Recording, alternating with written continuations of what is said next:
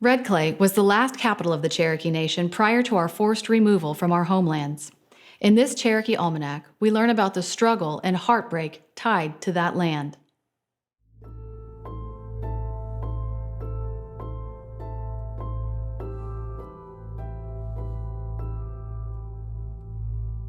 Red Clay State Park is in southeastern Tennessee. Along its southern perimeter, the park borders the state of Georgia. Red Clay is recognized as the last capital of the Cherokee Nation prior to our removal to Indian Territory in 1838. 10 years earlier, in 1828, the election of Andrew Jackson as President of the United States brought the existing pressures for Cherokee removal to a boiling point. Jackson's election to the presidency emboldened the state of Georgia to pass laws designed to subjugate and harass Cherokee people.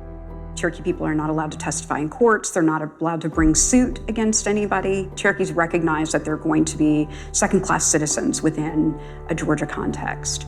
These Georgia laws also forbid Cherokees from meeting in groups of 3 or more, essentially outlawing meetings of the Cherokee National Council at the Cherokee capital of New Echota. So council was moved across state lines into Alabama, held once in 1831 at a site in Chattooga.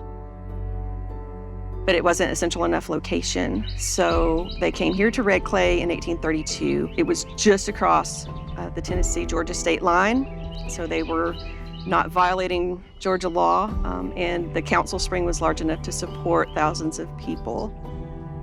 The way in which business was conducted at those council meetings is vastly different than the way that council meetings take place today. For instance, the council as a whole would go to water there at Blue Hole that is right there on site at Red Clay prior to the council meeting. And so I know that Blue Hole itself was a significant ceremonial place. Principal Chief John Ross and the Cherokee National Council worked through the most trying time in Cherokee history while at Red Clay. They fought legal battles and debated the best ways to combat the looming threat of removal. But it had to feel like there was a hammer waiting to drop there at Red Clay. It had to feel that way. 11 Cherokee General Council sessions were held at Red Clay between 1832 and 1837. There were 91 buildings in the surrounding area, and council sessions drew thousands of Cherokee people, eager to know what the future would hold. Legal victories, such as the Supreme Court ruling in Worcester versus Virginia in 1832, provided hope for the majority of Cherokees who sought to remain in their homelands. However, mounting pressures from the federal government began seeping into Cherokee leadership. By the 1830s, Cherokee leadership is beginning to be divided over the way forward in removal.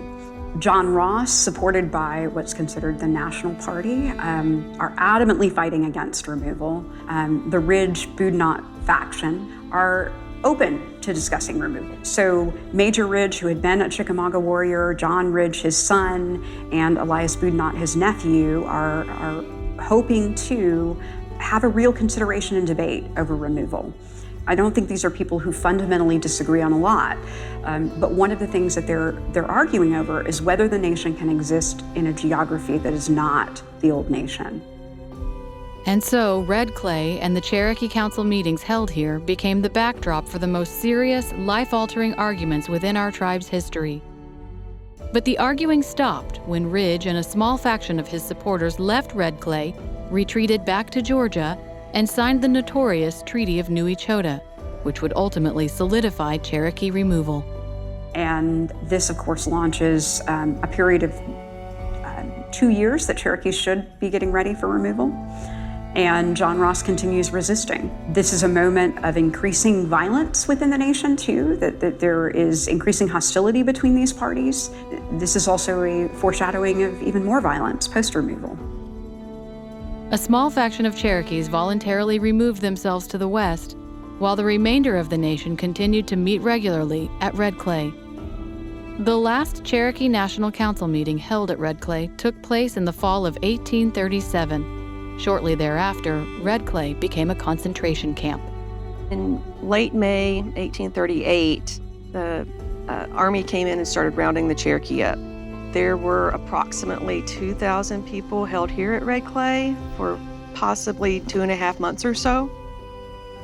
In fact, General Winfield Scott said that they were to be concentrated here. Despite the hard work accomplished by Cherokee leaders at Red Clay and the opposition of the overwhelming majority of Cherokee people, removal comes all the same.